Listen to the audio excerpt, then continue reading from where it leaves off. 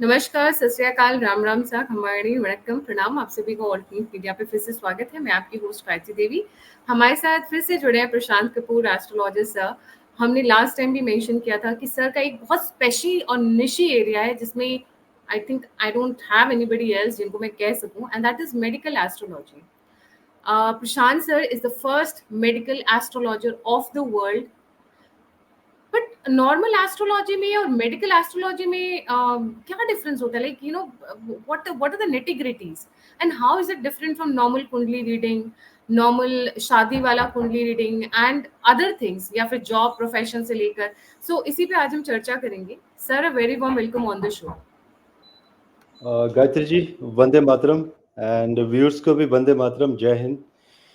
सबसे पहले आपने क्वेश्चन पूछा कि what is the difference between वैदिक एस्ट्रोलॉजी एंड मेडिकल एस्ट्रोलॉजी। देखिए, जब ज्योतिष के इन्वेंशंस हुए थे स्टार्टिंग में, तो ज्योतिष बेसिकली बना ही हेल्थ के लिए था। इस वक्त ये बना ही बेसिकली मेडिकल एस्ट्रोलॉजी के पर्पस के लिए था, क्योंकि बहुत सारे ऋषि मुनियों ने इसके ऊपर बहुत बड़ा शोध किया है। इसमें नारद का भी बहुत बड़ा सहयोग है, भृगु ऋषि, बारामीर एटसेट्रा। लेकिन सबसे ज़्यादा जो मेहनत की मेडिकल एस्ट्रोलॉजी में, वो श्री रावणा ने की थी, जिनका हम पुतला भी जलाते हैं। और डेफिनेटली मैं मानता हूँ कि जो उन्होंने किया, अहंकार था, दंभ था, सज़ा भी मिली उनको।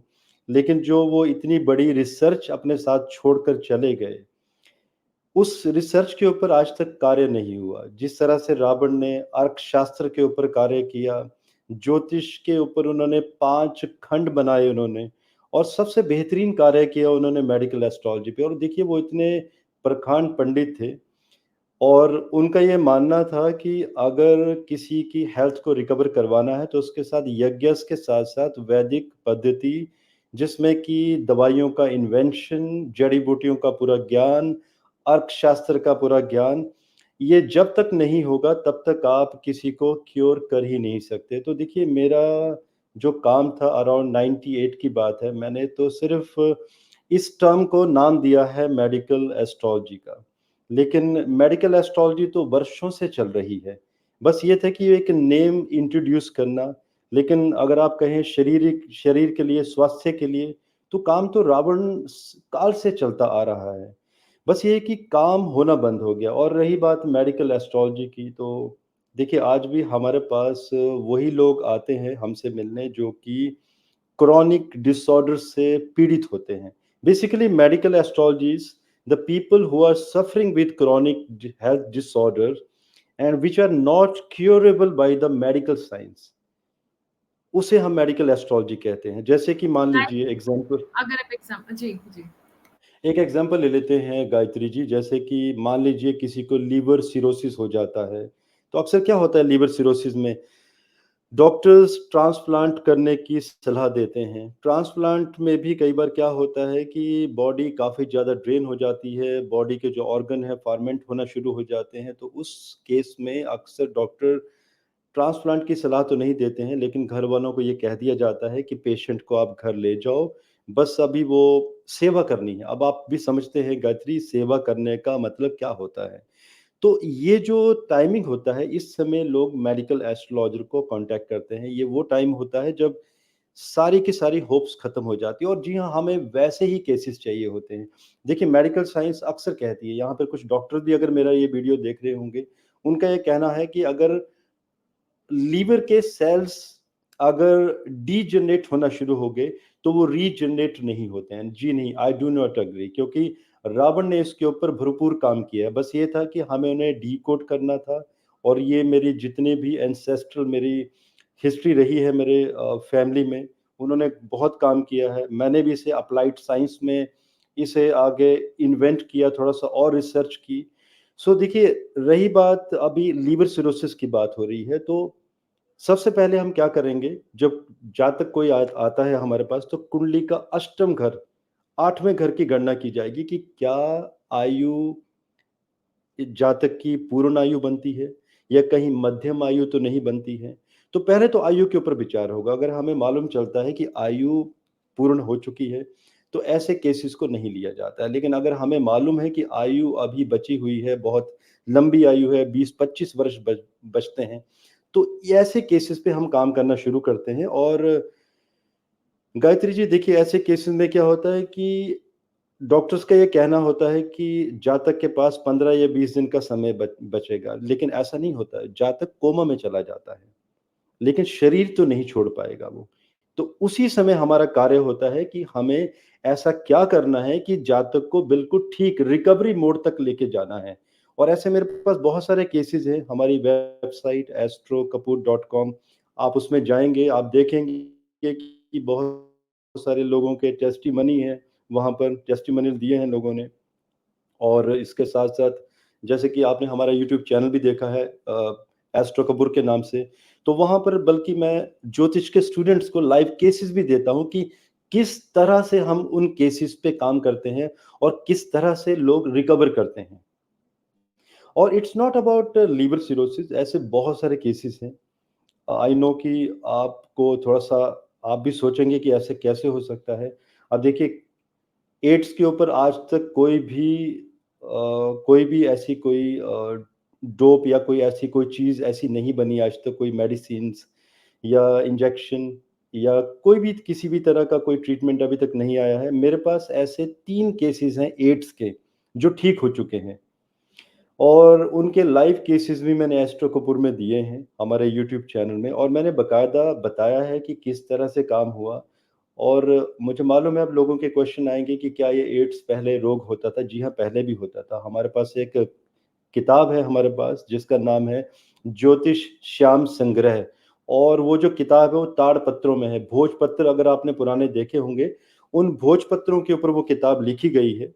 पुराने जो अनार की जो स्याही होती थी और कलम होती थी, तो उसके द्वारा वो बुक लिखी गई है। तो देखिए, संस्कृत के श्लोक हैं और वो ठेठ संस्कृत है। तो उसे जब डिकोड किया गया तो मालूम चला कि ये जो रोग था ये तो वर्षों पहले भी होता था।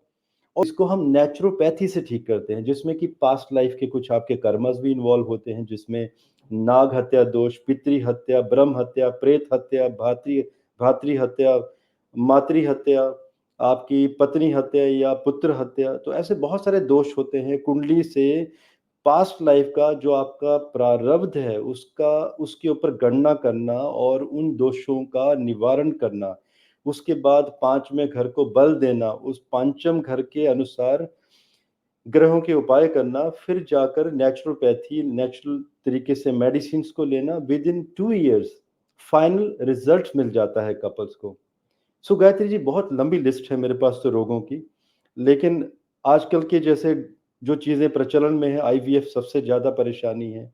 इसके बारे में मैंने बता दिया कि आईवीएफ के लोग अक्सर मेरे पास बहुत सारे केसेस आते हैं। और जी हाँ, जैसे आपको मालूम होगा अजुस्पर्मिया, अजुस्पर्मिया समझते होंगे आप Gayatri? Azoospermia is something nil sperms. जब एक ऐसा पुरुष जो आगे फैमिली बनाने में असक्षम है, जिसमें कि सेक्स लाइफ में तो कोई दिक्कत नहीं होती है, it's a normal sex life, but जो स्पर्म्स होते हैं, जो मोर्टेलिटी होती है स्पर्म्स की, वो नील होती है। जो आपका स्पर्म काउंट होता है वो जीरो होता है, और minimum minimum to minimum 10 million चाहिए होते हैं सेल्स, ताकि आगे फैमिली बनाई जा सके। तो जब ऐसे केसेस आते हैं, आप कभी गूगल आउट कीजिएगा अजूस्पर्मिया, जिसकी स्पेलिंग बता देता हूँ, AZOOSPERMIA, अजूस्पर्मिया या नीलस्पर्म्स, आप गूगल आउट कीजिएगा। तो आप देखेंगे कि इस डिसऑर्डर का, इट्स नॉट ए रोग, ये कोई रोग नहीं है, इट्स अ डिसऑर्डर। इस डिसऑर्डर का समाधान है ही नहीं मेडिकल साइंस में। और आयुर्वेदा में इसका समाधान है, लेकिन पूर्ण नहीं है। लेकिन इसका समाधान मेडिकल एस्ट्रोलॉजी में बिल्कुल उपलब्ध है। बस ये है कि थोड़े से नियम, थोड़े से हार्ड नियम, एक्सरसाइज, पावर योगा एंड वैदिक मंत्रों का जाप, कुछ डोनेशंस, यज्ञ, जेमस्टोन।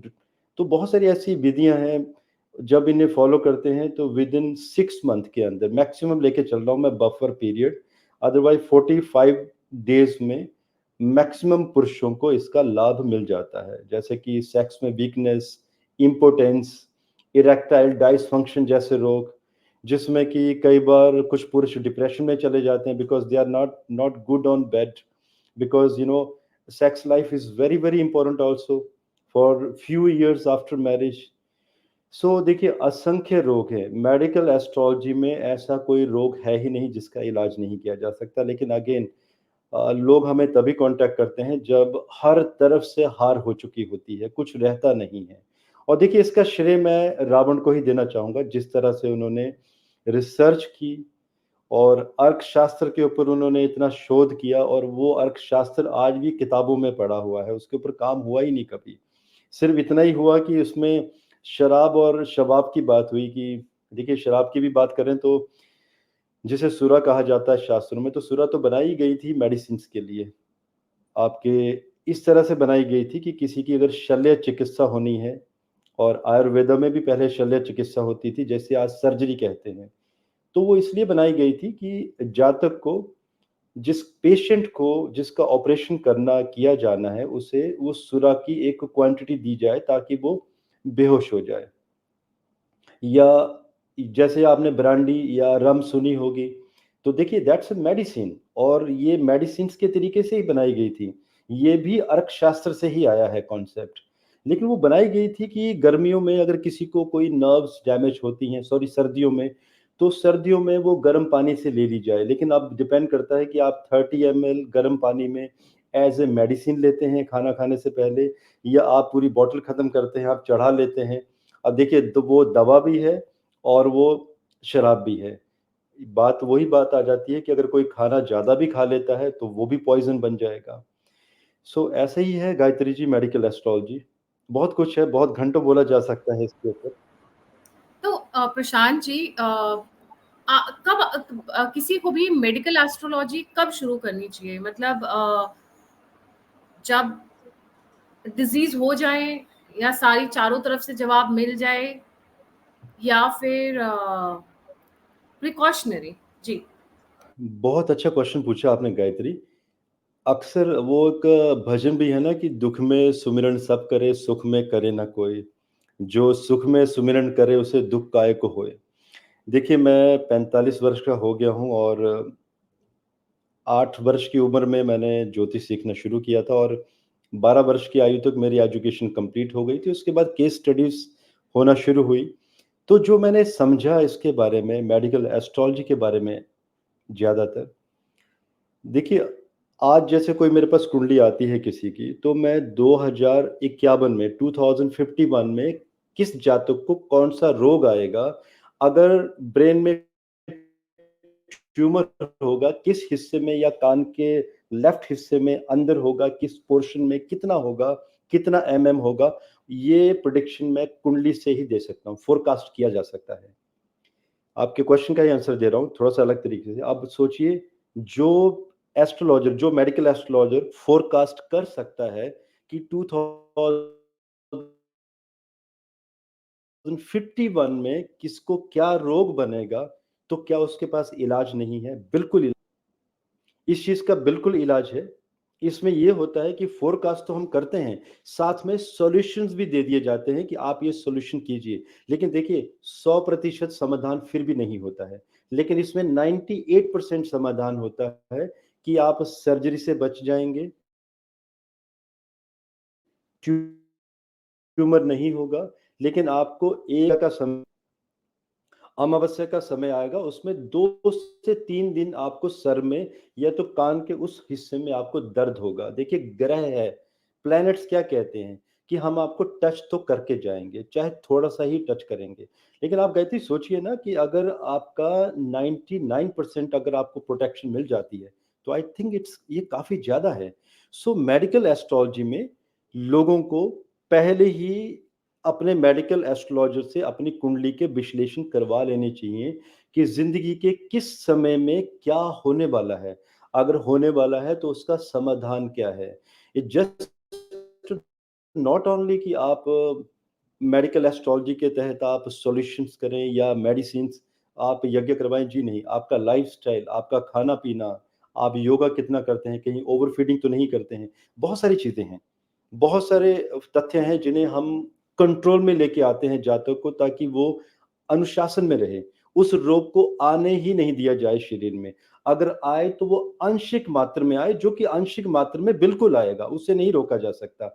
आप चाहे बड़े से बड़े यज्ञ भी करवा लें तो भी वो रोग 1% तो जातक को टच करके ही जाएगा। Very interesting. तो what are the planetary combinations? मतलब सपोज मैं ब्रेन ट्यूमर की आपने जैसा रेफर किया, तो प्लैनेट आपने कहा कि 8वां घर होता है जो डिजीज को डिटरमाइन करता है। मैंने छठा घर भी सुना था कि छठा घर भी डिजीज को, छठा घर शत्रु को डिटरमाइन करता है, सॉरी हाँ। 8वां घर इज अबाउट डिजीज। जी। गायत्री जी, समझ आ रहा है कि बहुत पढ़ाई करते हैं आप। अच्छा लगा मुझे कि आपने ज्योतिष में काफ़ी पढ़ाई भी की है आपने। लेकिन आपके पॉइंट्स बहुत अच्छे आपने पूछे हैं। देखिए, 8वां घर जो होता है उससे हम आयु के बारे में विचार करते हैं कि जातक की आयु कितनी है। और अष्टम घर होता है सडन हेल्थ क्रॉनिक डिसऑर्डर, अचानक ही कोई बड़ा रोग आ जाना, और ऐसा रोग जो पकड़ में नहीं आना। अक्सर आप देखते हैं कि कई लोगों को सर में दर्द होता है, पेट में दर्द होता है, हॉस्पिटल जाते हैं, रिपोर्ट करवाते हैं, टेस्ट करवाते हैं, सारे टेस्ट नॉर्मल, डॉक्टर भी शॉक कि भाई सर दर्द कहाँ पर है, रिपोर्ट्स तो नॉर्मल हैं, क्योंकि उसमें कहीं ना कहीं अष्टम घर का रोग बनता है, या कोई केतु की युति, या अष्टम घर का केतु के नक्षत्रों के साथ कोई कनेक्शन, तो वो रोग पकड़ में नहीं आते। लेकिन ऐसा नहीं है वो रोग रिपोर्ट में नहीं आया तो रोग नहीं है, वो रोग बनना शुरू हो चुका है, लेकिन पकड़ में नहीं आएगा। पकड़ में तब आएगा जब उसकी दशा अंतर्दशा आ जाएगी। रूट कॉज तो बनना शुरू हो ही जाता है, लेकिन जो छठा घर है वो होता है एक्चुअल में रोगों का। छठा घर शत्रुओं का भी है। अगर वैदिक ज्योतिष में देखें तो छठा घर आपका लोन का भी है, कंपटीशन का भी है, सक्सेस का भी है। लेकिन छठा घर मेडिकल एस्ट्रोलॉजी में रोगों का है। रोग विचार छठे घर से होता है। अब जब भी किसी को ब्रेन ट्यूमर की शिकायत होगी तो पहले तो बात है कि लगन, लग्नेश और लगन का कारक ये पीड़ित होंगे, और सूर्य के ऊपर कहीं ना कहीं राहु, केतु, मंगल या शनि का प्रभाव या इनके नक्षत्रों का प्रभाव मिलेगा। और ये जो प्रभाव होता है ये त्रिशांशा कुंडली में भी आपको इसके कनेक्शन मिलते हैं। जब त्रिशांशा कुंडली में कनेक्शन मिल जाते हैं तो आप फिर देख सकते हैं कि अगर कुंडली के लेफ्ट हिस्से में जो पहले से छठा घर होता है, अगर उस हिस्से में अगर ये कनेक्शन बनते हैं तो आपके राइट ब्रेन में डैमेज होना शुरू हो चुका है। अगर 8th हाउस से लेकर 12th हाउस के बीच में कनेक्शन बनता है तो ब्रेन का लेफ्ट हिस्सा, और जिस राशि में बनता है उस राशियों को भी हमने ब्रेन से डिफाइन किया है कि किस हिस्से में, क्या बैक साइड का हिस्सा या थोड़ा सा अपर साइड या स्कल एरिया, तो ये निकाला जा सकता है, या कनपटी का एरिया। तो सारे हिस्से इनको भी हमने 360 डिग्री डिवाइडेड बाय 12, जो कि 30 डिग्री का एक राशि बनती है, इसमें मेडिकल एस्ट्रोलॉजी में डिफाइंड है ऑलरेडी। तो इसमें हम प्रॉपर हिस्से को निकाल सकते हैं कि ब्रेन ट्यूमर बनेगा तो ब्रेन के किस हिस्से में बनेगा। तो छठा घर रिस्पॉन्सिबल होता है किसी भी रोग के लिए, चाहे वो कोई भी रोग बनेगा, चाहे वो ब्रेन ट्यूमर भी बनेगा, लेकिन छठे घर का कनेक्शन जरूर आएगा उस समय, चाहे उसमें गोचर में प्लैनेट का कनेक्शन बने, गोचर में प्लैनेट ट्रांजिट करें, जिसमें कि चंद्रमा से ही हम मेडिकल एस्ट्रोलॉजी में कोशिश करते हैं कि चंद्रमा से ही गोचर का विचार किया जाए, अदरवाइज लगन से भी विचार किया जाता है। डिपेंड करता है कि किस चीज का विचार हो रहा है। अगर रोगों का विचार हो रहा है तो चंद्रमा से विचार होगा। तो इस तरीके से एनालिसिस किए जाते हैं और इसके सॉल्यूशन भी उपलब्ध होते हैं। बिल्कुल सही। सो रेमेडीज जो आप लोग ऑफर करते हैं, that's a combination of Ayurveda, या फिर सिर्फ based on planetary combinations, stones हो गया, जेम्स हो गए, पूजा हो गई, किस तरीके से आप लोग रेमेडीज करते हैं? गायत्री जी, जिसमें कि यज्ञ और पूजा का तो बिल्कुल इन्वॉल्वमेंट होता है, और इसमें भी मुझे मालूम है जो व्यूअर्स ये वीडियो सुन रहे होंगे मेरा, वो सोच भी रहे होंगे कि यज्ञ से रिजल्ट आते कहाँ पर है। वो लोग सच हैं अपनी जगह पर। आज के समय में जब भी लोग यज्ञ करवाते हैं तो रिजल्ट्स बहुत कम मिलते हैं, क्योंकि यज्ञ पूर्ण तरीके से हो ही नहीं पाते। बल्कि हमारे एस्ट्रो कपूर चैनल में मैं हर वर्ष यज्ञ की डेट्स देता हूँ, और उसमें टाइटल भी ऐसा होता है, थोड़ा सा लोडेड, की फ्रॉड से बचें। बिकॉज आज के समय में सिर्फ जर्मन एक ऐसी कंट्री है वहां पर ज्योतिष और ज्योतिष से जुड़े हुए यज्ञ की डेट्स सही तरीके से निकाली जाती हैं। अदरवाइज़ हर देश में गलतियाँ की जाती हैं, बल्कि ये जो साइंस है हमारे देश से निकली है और यहाँ पे 99.85% यज्ञ की डेट ही गलत निकलती हैं। आप सोचिए ना कि जब आप अग्नि की आहुति देंगे, आप यज्ञ की आहुति, तो अगर आपका जो उस समय जो कोठा कहा जाता है, जो प्रोसीजर होता है, इट्स नॉट ए कोठा जो मूवीज़ में सुनते हैं हम, जी नहीं। अग्नि की आहुति कह लीजिए, तो अगर वो पाताल लोक में है, तो आपकी आयु का क्षय होगा, अगर आकाश लोक में है, तो आपकी हेल्थ का क्षय होगा। तो अक्सर मैंने यज्ञ देखे हैं लोगों के कि यज्ञ जब लोग करवाते हैं तो और बीमार पड़ जाते हैं, क्योंकि अग्नि की आहुति या तो पाताल लोक में या आकाश लोक में या भद्रा की स्थिति बनती है उसमें, तो मुहूर्त ही गलत निकाले जाते हैं। 365 दिनों में हार्डली 48 डेज मुहूर्त होता है यज्ञ का। आप देखिए नवरात्रों में आपने देखा होगा कि आपके नवरात्रों में आपके घर के आसपास हर दिन पूजा हो रही है। तो लोग क्या कहते हैं, आज हम माता की पीठ के पीछे कुछ भी कर लेंगे। लेकिन कई बार तो नवरात्रों में एक भी यज्ञ का मुहूर्त नहीं होता है। सो आप आहुति किसको दे रहे हैं? असुरों को जा रही है आहुति। तो देखिए जब हम जेमस्टोन की भी बात करते हैं तो डिपेंड करता है कि कौन सा जेमस्टोन देना है। जैसे अगर हम रत्नों की ही बात कर लें, पहले तो मैं 9 जेमस्टोन की बात कर लेता हूँ। 800 जेमस्टोन तो बहुत लंबी लिस्ट है और जैसे कि गायत्री जी हमारा एक वेबसाइट भी है हमारी astrokapoor.net के नाम से। वहाँ पर अराउंड 700 से 800 जेमस्टोन्स की कैटेगरीज़ दी हुई हैं। वो जेमस्टोन वो कैसे काम करते हैं और वहाँ पे 200-500 रुपए के सस्ते जेमस्टोन भी दिए गए हैं आम पब्लिक के लिए। अब देखिए हम पहले जैसे ब्रेन ट्यूमर की बात आपने पूछी थी, तो ब्रेन ट्यूमर से ही शुरू करते हैं। ब्रेन ट्यूमर के लिए सबसे बेहतरीन होता है कि आप red energy, lavender energy, purple, pink energy इसे आप बॉडी में इंजेक्ट करने की कोशिश करें, किसी भी तरह से। चाहे वो कलर थेरेपी हो, चाहे वो जेमस्टोन थेरेपी हो। जब जेम्स की बात आती है तो सबसे बड़ा नाम आता है मुझे मालूम है कई व्यूअर्स समझ गए होंगे, माणिक्य, रूबी।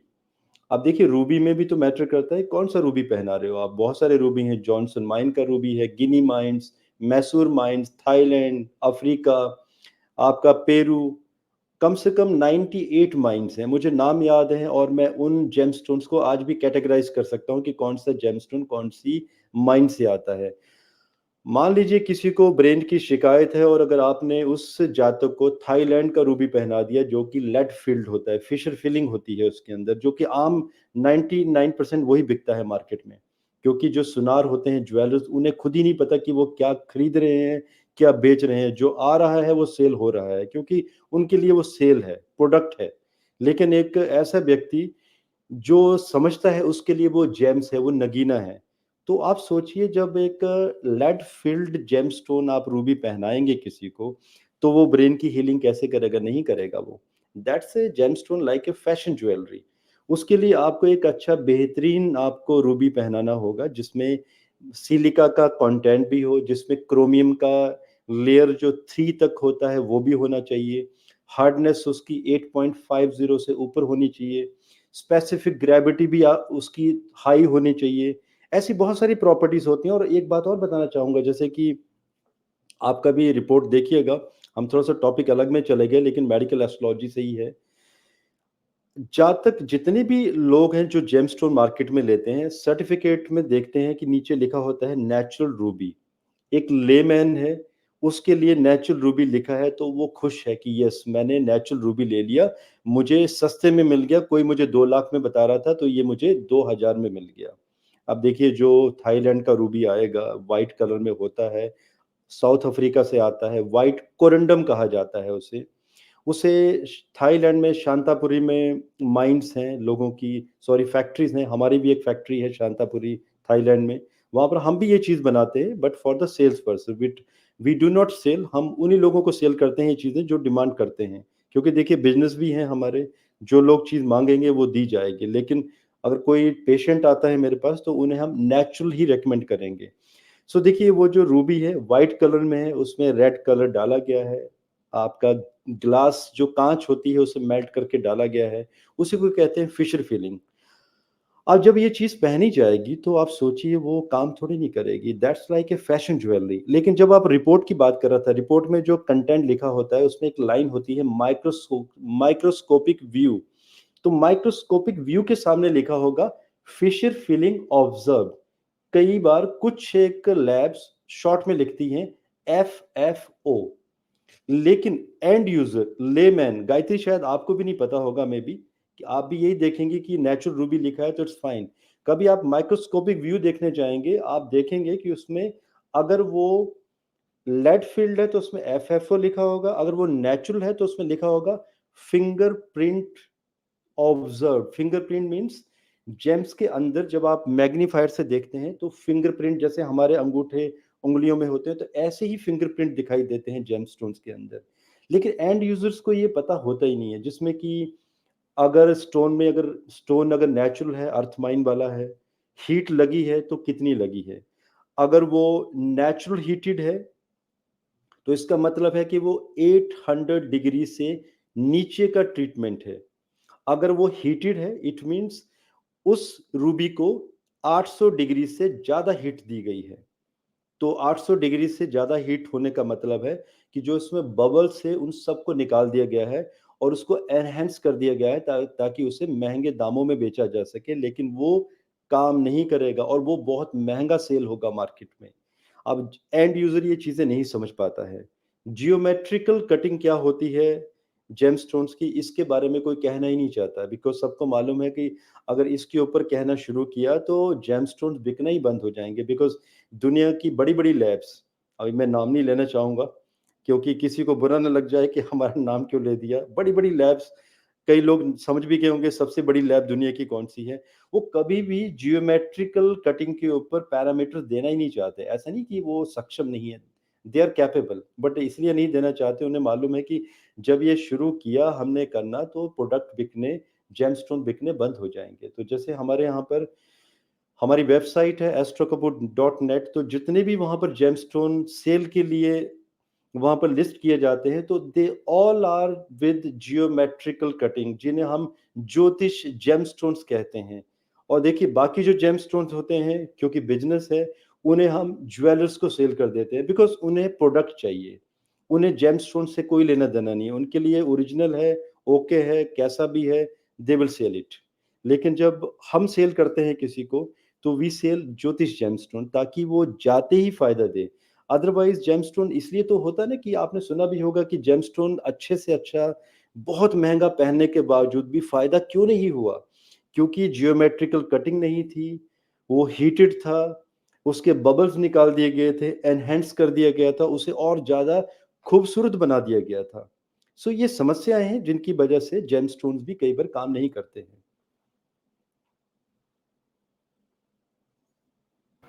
आपने रावण का जिक्र किया स्टार्टिंग में ऑफ दिस सेशन।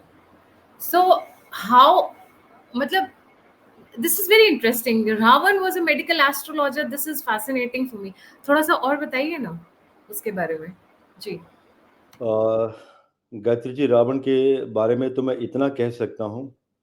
अब देखिए, कुंभ का मेला होना है अभी। देखिए, मैं इसलिए पूछ रही हूँ, हम लोग सब रावण को एक नेगेटिव चीज के लिए जाने जाते हैं। If he was a medical astrologer, why couldn't he treat his lusty feelings for Sita Maiya ji? क्योंकि देखिए वही तो बात है कि आज भी रावण को लोग समझे नहीं है, ये मुझे कहना होगा। रावण के बारे में तो लोगों को यही नहीं मालूम कि रावण एक्चुअल में थे कौन। उनका एक्चुअल नाम है जय। वो अ, विष्णु जी के द्वारपाल थे। जब ब्रह्मा के जो मानस पुत्र थे उन्हें उनके द्वारा जय और विजय को शाप दिया गया था, जय रावण और विजय कुंभकर्ण। तो उन्हें पूछा गया था बाद में कि उन्हें बताया गया था कि आपको पृथ्वी लोक पर 7 बार जन्म लेना होगा, तो उसके बाद फिर वो उनकी वापसी होगी। तो फिर विष्णुदेव जी से वो पैरों में पड़ गए थे कि विष्णुदेव जी, हमसे गलती हो गई और हमें इस शाप से मुक्त करवाइए जो सनक सकंद, जो ब्रह्मा के मानस पुत्रों ने शाप दिया था। तो फिर विष्णुदेव जी ने उन्हें पूछा था कि भी एक काम करते हैं, या तो आप 7 बार पृथ्वी पे जन्म लेंगे, आपका अंत होगा, आप मेरे पास वापस आ जाएँगे, या तो आप 3 बार लेंगे, लेकिन 3 बार अगर आपको लेना है, तो आपको मेरा अघोर शत्रु बनना होगा। तो उन्होंने, क्योंकि उनके प्रभु थे, वो उनके पास जल्दी से जल्दी आना चाहते थे, क्योंकि जब 7 जन्मों की बात हुई, तो ये भी बात हुई थी कि उन्हें बहुत लंबी तपस्या करनी होगी, हज़ारों वर्षों तक, तब वो एक जीवन खत्म होगा। तो उन्होंने एक्सेप्ट किया कि जी हाँ, वो 3 बार शत्रु बनने को तैयार हैं। तो आप देखिए रामायण काल में, महाभारत का भी मैं बताऊँगा, नाम भूल गया वो कौन थे, रावण का भी वो अवतार हो चुके हैं। अभी तीसरा अवतार एक बार रावण का एक और होना है, जब कलयुग में फिर आएँगे रावण अभी। तो वो तीसरी बार उनका अंत होगा, तब जाके वो फिर से द्वारपाल बन पाएँगे। तो देखिए जय नाम था उनका। और जब रामायण काल की हम बात करते थे, तो रावण एक बहुत बड़े ज्ञानी ब्राह्मण कुल में उनका जन्म हुआ था। और अभी समझने की बात है, उन्हें मालूम था कि उन्हें अपना अगर अंत करना है, इस जीवन से मुक्त होना है, तो उन्हें अपने प्रभु से युद्ध करना होगा। तो देखिए वही बात है, कई लोगों को ये भी मालूम है कि जब उन्होंने माता सीता का हरण किया था, तो एक्चुअल में माँ सीता वो थी ही नहीं, वो कोई और ही चली गई थी, वो कोई छवि थी किसी की, कोई कोई छाया थी वो। क्योंकि माँ जो साक्षात थी, जो देवी थी, वो शक्ति तो थी ही नहीं उनके साथ, वो कोई और चली गई थी।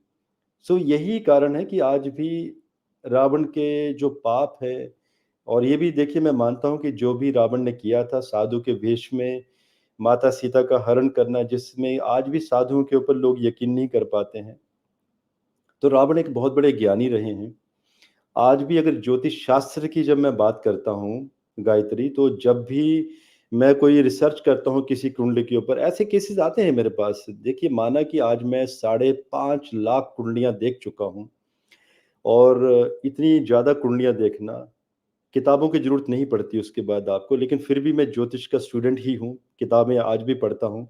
लेकिन एक्सपीरियंस मैटर करता है, इतना ज़्यादा पढ़ाई करने के बावजूद भी आज भी कहीं न कहीं लगता है कि आप रावण की तरह आप बन ही नहीं सकते। रावण ने इतना बड़ा शोध किया है अपनी किताबों के ऊपर, इतनी लंबी रिसर्च की थी रावण ने, कि आज भी हम उस रिसर्च को पकड़ नहीं पाए हैं, क्योंकि जब भी कोई आज मेरे पास केस अटकता है, इतना एक्सपीरियंस होने के बावजूद भी, तो भृगु, नारद संहिता, वारामिहिर, अगस्त्य ऋषि, मेरे पास बहुत बड़ी कलेक्शन पड़ी है यहाँ पर। और मेरी और भी लाइब्रेरी है, हिमाचल प्रदेश में बहुत बड़ी लाइब्रेरी है किताबों की, कहीं पर भी मुझे सॉल्यूशन नहीं मिलता। अगर मुझे सॉल्यूशन चाहिए होता है, तो मुझे रावण शास्त्र को ही फाइनली ओपन करना पड़ता है। क्योंकि रावण शास्त्र में रावण ने कोई स्क्रिप्टिव डाटा नहीं दिया है आपको। He was a great mathematician. उसने चीज़ों को डिकोड करने के लिए कहा है कि आप डिकोड कीजिए, मैं आपको शॉर्ट समराइज़ करके दूँगा। जैसे आप देखते हैं 10th क्लास में जब आपने एग्ज़ामिनेशन दिए होंगे, थीटा के क्वेश्चन आते हैं, लॉग दिया हुआ है, आपको आंसर खुद निकालना है। तो रावण ने, जैसे भृगु ऋषि ने आपको पूरा कंटेंट दिया है कि राहु छठे घर में है तो वो क्या करेगा। रावण ने इतना नहीं दिया है, रावण ने शॉर्ट में दिया है, लेकिन रावण ने एक एल्गोरिदम दे के गए हैं वो, कि आप इस एल्गोरिदम को समझिए, मेडिटेट कीजिए, सात्विक रहिए, ध्यान लगाइए, और जब आप लगाएँगे तो आप उसे डिकोड कर सकेंगे। तो आज भी रावण शास्त्र ही मुझे सहायता करता है। जब भी कोई केस मेरे पास अटक जाता है, चाहे वो लिटिगेशन का केस हो, चाहे वो कॉर्पोरेट एस्ट्रोलॉजर भी हूँ मैं, किसी कॉर्पोरेट का हो, मान लीजिए कॉर्पोरेट में कंपनी के शेयर्स गिरने शुरू हो गए, क्या कारण बना, तो वहाँ पर रावण शास्त्र की ही सहायता लेनी पड़ती है। बॉलीवुड की जब मैं प्रेडिक्शन देता हूँ, वहाँ पर भी रावण शास्त्र ही चलता है। और देखिए मेडिकल एस्ट्रोलॉजी में तो रावण शास्त्र के बिना काम हो ही नहीं सकता। और जब अभी पॉलिटिशियंस की कुंडलियाँ मेरे पास आई थी, बहुत सारे पॉलिटिशियन भी मेरे क्लाइंट हैं, 2024 में इलेक्शन हुए। तो कुछ ऐसे भी थे जो मुझे मालूम था कि 50 या 100 वोट से हार जाएँगे, तो वो जीते भी, उसके लिए जो यज्ञ करवाए गए, वो भी रावण के जो विधि दी गई थी, जैसे तारा देवी का यज्ञ होता है। आपको तारा देवी के यज्ञ के बारे में अगर आप चाहें तो मैं कुछ बताना चाहूँगा। समय होगा आपके पास गायत्री, कुछ बताऊँ? गायत्री, जी। रावण ब्रह्मांड में एक ऐसी शख्सियत है अकेले, जिन्होंने साक्षात माँ तारा देवी को साध लिया था, माँ तारा देवी को साक्षात प्रकट किया था उन्होंने। ना उनसे कोई पहले, ना उनसे कोई बाद ये सब कर पाया। आप सोचिए इतनी पावरफुल, कितने पावरफुल होंगे सोचिए वो, और वो भी उस समय की बात है जब श्री राम और रावण के मध्य युद्ध हुआ था, और रावण की ऑलमोस्ट सारी सेना खत्म हो चुकी थी। बड़े-बड़े महाबली कुंभ, जिन्हें कि विजय का नाम दिया गया था, विजय नाम था उनका, जो द्वारपाल थे विष्णु के, वो भी मारे जा चुके थे। कुंभकर्ण सॉरी, देवरथ उनके पुत्र, और बड़े-बड़े योद्धा, कोई कोई बचा नहीं था, सिर्फ रावण अकेले बचे थे। जब रावण अकेले बचे थे तो उन्होंने 3 दिन माँ तारा का अवैदिक यज्ञ किया था। वैदिक नहीं, अवैदिक यज्ञ। अवैदिक यज्ञ वो होता है जो आप तांत्रिक क्रियाओं के द्वारा करते हैं, लेकिन उसके लिए भी आम आदमी नहीं कर सकता। आज भी ऐसा कोई व्यक्ति पृथ्वी लोक में नहीं है, बल्कि नागा साधुओं में भी ऐसा कोई अभी नागा साधु नहीं है जो माँ तारा की उस तरीके से साधना कर सके। मैंने नागा साधुओं की जो बात कही है, कभी मैं बहुत डिटेल में बात करूँगा। नागा साधु जो हमारे वॉरियर्स हैं, जो योद्धा हैं, जो टेलीपोर्ट करते हैं खुद को, कभी इसके ऊपर कभी ज़रूर मैं बात करूँगा। और नागा साधुओं का साथ रावण ने भी लिया था, उनकी सहायता नागा साधुओं ने भी रावण की बहुत सहायता की है समय-समय पर। सो रावण 3 दिन तक माँ तारा की साधना करते हैं, और माँ तारा मीन्स जो पार्वती का जो सबसे आक्रामक रूप है, देवियों में सबसे आक्रामक, जो माँ काली से भी ऊपर। और जब माँ तारा आती है ना गायत्री, तो बहुत दमखम से आती हैं। मतलब आप सोच लीजिए कि ब्रह्मांड में जितने भी प्लैनेट्स हैं, जितनी भी गैलेक्सीज़ हैं, उनमें कंपन होना शुरू हो जाएगा। पृथ्वी में तो कंपन होगा ही होगा, हमारे inner planets mercury, Venus, Saturn तक वो कंपन मिलेगा। सारे प्लैनेट्स, हो सकता है कुछ इतना बड़ा कंपन हो कि छोटे-छोटे प्लैनेट्स अपनी कक्षा से भी अनस्टेबल हो जाएँ, यहाँ-वहाँ बिखरना शुरू हो जाएँ। इस तरह से आती है माँ तारा। आई थी वो, सिद्ध किया था उन्होंने। इससे पहले भी कई ऋषि-मुनियों ने माँ तारा को सिद्ध किया था, लेकिन जैसे ही वो प्रकट हुई थी, देख नहीं पाए। तभी तो कहते हैं ना कि अगर आपको शास्त्र सीखने हैं, तो शास्त्रों के साथ-साथ शरीर भी सुदृढ़ होना चाहिए, शस्त्र विद्या का भी ज्ञान होना चाहिए। आप शरीर के भी धनी होने चाहिए शास्त्रों के ज्ञान के साथ-साथ। तो रावण शास्त्रों को भी ज्ञाता थे, और एक महा मतलब उन्हें महापराक्रमी महायोद्धा भी कहा जा सकता है, शरीर के भी धनी थे। तो इनसे पहले जितने भी ऋषि मुनियों के सामने जब माँ तारा प्रकट हुई थी, वो देख ही नहीं पाए थे। शरीर जल गए थे, शरीर, उनका प्रताप इतना था कि उस प्रताप को सहन ही नहीं कर पाए। सिर्फ रावण ऐसे व्यक्ति थे जो माँ तारा को देख सके थे और माँ तारा से वरदान लिए थे। इसलिए तो जब 3 दिन के बाद जब युद्ध करना शुरू किया उन्होंने राम के साथ, तो श्री राम 3-4 दिन युद्ध करते रहे। उन्होंने बड़े-बड़े अस्त्र, अपना इंद्रास्त्र, चंद्रास्त्र, पता नहीं कितने ही अस्त्र छोड़ दिए थे रावण के ऊपर, लेकिन रावण के रथ के ऊपर साक्षात विराजमान थी माँ तारा। और माँ तारा जब आती हैं तो उनके साथ उनकी डाकनियाँ शाकनियाँ, वो होते हैं ना उनके जो साथ में एसोसिएट्स होते हैं। तो श्री राम जो भी बाण छोड़ते थे, माँ तारा की डाकनियाँ शाकनियाँ उन अस्त्रों को निगल जाती थी, मतलब खा जाती थी। ऐसे जैसे कि पता नहीं किसी ने कुछ छोटा-सा एप्पल चबा लिया हो, या कोई छोटा-सा बादाम खा लिया हो। तो सोचिए डाकनियाँ शाकनियाँ इतनी पावरफुल थी, तो माँ तारा कितनी पावरफुल हैं।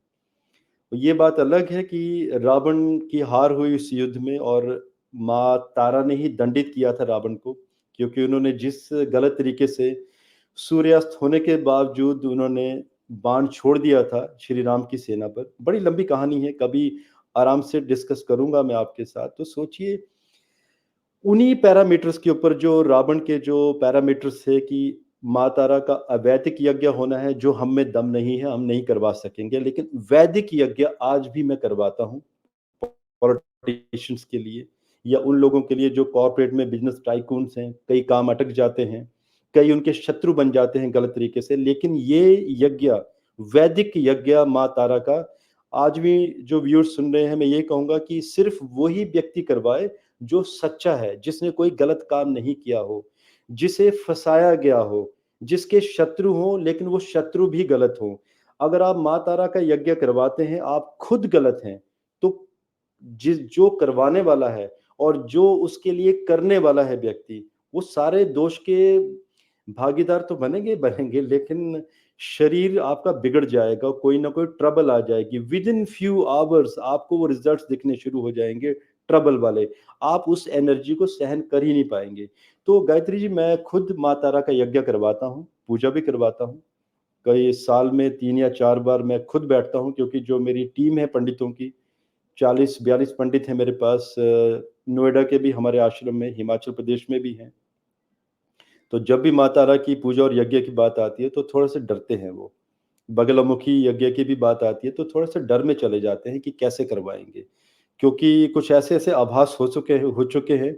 आप सोचिए ना कि जब कंपन होता है, और जब नोएडा में कहीं भूकंप तो नहीं हो रहा है, लेकिन आपको लग रहा है कि आप जिस आश्रम में पूजा चल रही है, वहाँ पे भूकंप जैसी स्थिति बनी हुई है। तो आप सोचिए कि वो कैसी स्थिति होती होगी, कि ना तो आपको टीवी में भूकंप कहीं दिखाई दिया, ना न्यूज़ में, लेकिन जहाँ पूजा हो रही है वहाँ पे कुछ गलती हुई और अब भूकंप जैसी स्थिति बन गई। आप समझ सकते हैं कि जब इतनी हाई एनर्जी वाली पूजाएँ होती हैं, तो कहाँ कैसे होती होंगी, और कितना ध्यान रखना पड़ता होगा कि माँ तारा कहीं रूठ ना जाएँ, कोई गलती ना हो जाए। अगर आपको डिवाइन साइंस में जाना है, तो मेरा ये मानना है कि आपको वेजिटेरियन बनना ही पड़ेगा। बिना वेजिटेरियन फूड के आप डिवाइन साइंस को सीख ही नहीं सकते। सीख लेंगे, तो वो डिवाइन साइंस आपको सपोर्ट नहीं करेगी, आपके साथ नहीं चलेगी, आपका साथ छोड़ देगी।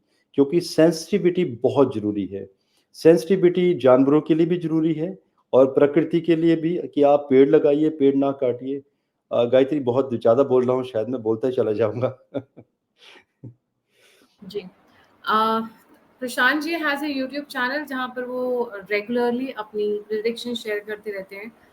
मैं उस चैनल का लिंक डिस्क्रिप्शन बॉक्स में और चैट बॉक्स में डाल दूँगी, so please get in touch with him on his YouTube channel. Recently he has made a prediction on Bangladesh, जो काफ़ी पसंद आया लोगों को, and it was spot on, and lot of people love that video, Bangladesh वाला. So, like, subscribe and share Prashant sir's YouTube channel, and don't forget to like, subscribe and share the Alternate Media. अगर आप contribute करना चाहते हैं तो UPS stream के ऊपर है, आप फीडबैक देना चाहते हैं, मुझसे जुड़ना चाहते हैं, तो सभी के सभी लिंक्स डिस्क्रिप्शन बॉक्स में. इसी के साथ जय हिंद, जय श्री राम, हर हर महादेव. जय हिंद, वंदे मातरम।